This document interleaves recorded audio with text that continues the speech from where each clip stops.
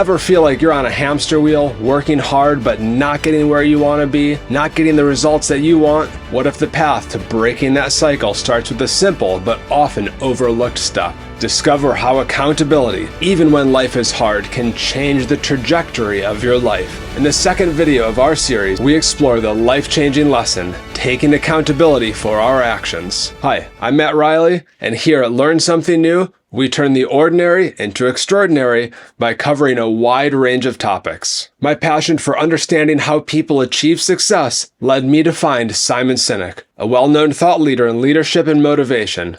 His ideas resonated deeply, so I spent over 27 hours not just reading his books, but digging into the underlying methodologies. I earned my bachelor's degree in Sociology, the study of how people behave in groups and societies. This topic has always fascinated me. It's this lens that helps me connect Simon Sinek's concepts to real-world situations. Simon Sinek asks the question, why? Why do people and companies do what they do? Now that question is powerful because it gets to the heart of what truly motivates us. It's the question that looks at who we are being versus what we are doing. Now, after all, we are human beings, not human doings. Simon Sinek has powerful life lessons that help us grow as individuals, which in turn improves everything that we do.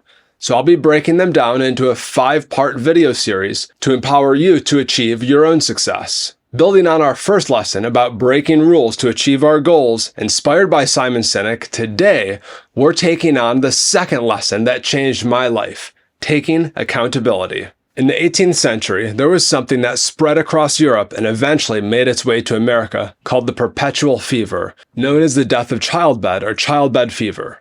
Basically, what was happening is women were giving birth and they would die within 48 hours after giving birth. This Black Death of childbirth was ravaging across Europe. It got worse and worse over the course of a century. In some hospitals, it hit as high as 70% of women who gave birth would die as a result of giving birth. But this was the Renaissance. It was the time of empirical data and science. And we had thrown away things like tradition and mysticism. These were men of science. These were doctors, and these doctors and men of science wanted to study and try to find the reason of this Black Death of childbed.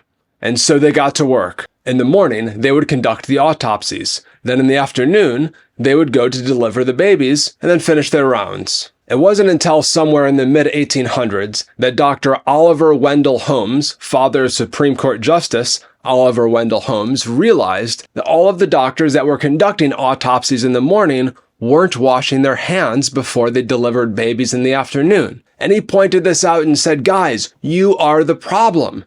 So they ignored him, called him crazy for 30 years, until finally somebody realized that if they simply washed their hands, it would go away.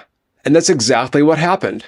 When the doctors started sterilizing their instruments and washing their hands, the Black Death of childbed disappeared. The lesson here is, sometimes you're the problem. And my point is to take accountability for your actions. You can take all the credit in the world for the things that you do right, as long as you also take responsibility for the things you do wrong.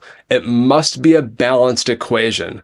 You don't get it one way and not the other. You get to take credit when you also take the accountability. That's lesson number 2. And let's be honest, taking accountability can be tough. It can feel like a blow to our pride and ego. That's why I use the phrase that helps me, falling on the sword. It reminds me that owning my own mistake quickly is ultimately less painful than letting it fester and potentially cause more damage. It takes courage, but falling on the sword when necessary can open up amazing opportunities for growth and rebuilding trust. In fact, people often respect you more when you own the mistakes instead of trying to hide them or avoid them. Summary. Sometimes, even with the best intentions, we feel stuck, unable to achieve the results we desire. Today's story about the Black Death of childbed reveals a powerful truth. Sometimes overcoming those hurdles means taking a hard look within. True accountability, owning our role in every outcome, is the first step of breaking free from limiting patterns and creating lasting change. Conclusion.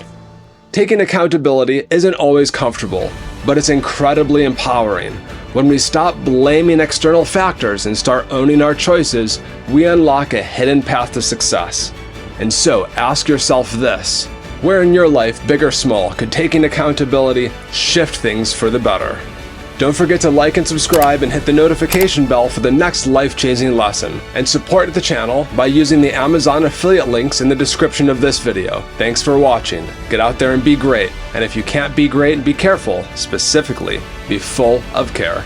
Thank you. See you in the next video.